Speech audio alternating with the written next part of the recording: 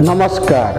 नवरात्र अवसर पदमपुर खबर स्वतंत्र उपस्थापना शारदोत्सव कथार षष्ठ दिवस आपण मानक सादर स्वागतम।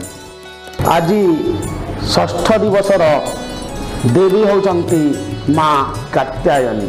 देव्या जया तदमिदं जगदात्मशक्त्या निःशेषदेव गणशक्ति समूहमुत्या तामम्बिकामखिलदेवमहस्य पूज्यं भक्त्या न तस्म विददातु शुभानिशाना। यस्या प्रभावमतुलं भगवानन्तो यस्याहरश्च नैवक्ष बलं बलं च। माँ कात्यायनींकर आज होची षष्ठ दिवसर पूजनोत्सव। माँ आज भक्त मानक कात्यायनी वेशरे दर्शन देउछंती। माँकर रूप लावण्य सौंदर्यमय रूपकल्पर कथा नवरात्रर षष्ठ दिवसर परिकल्पना। आज माँ षष्ठ दिवस कात्यायनी रूप भक्त मानक दर्शन देउछंती।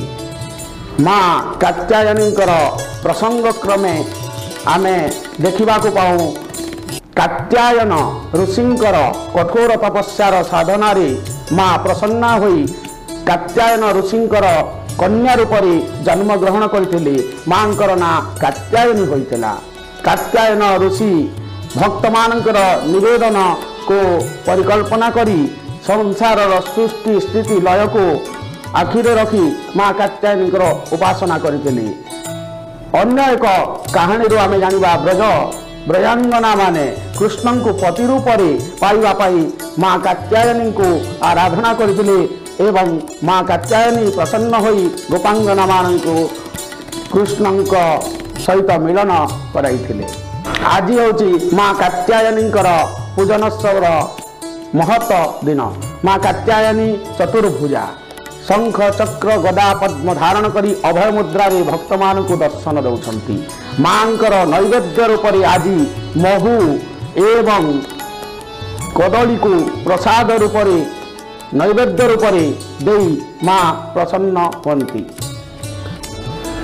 मांकर रूप वर्णना अति सौंदर्यमयी लावण्यमयी सौंदर्य हास्यमयी करुणामयी करुणाद्रचेता संसार सुख दुख निवारिणी माँ कल्याणमयी भगवती जय माँ कात्यायनी।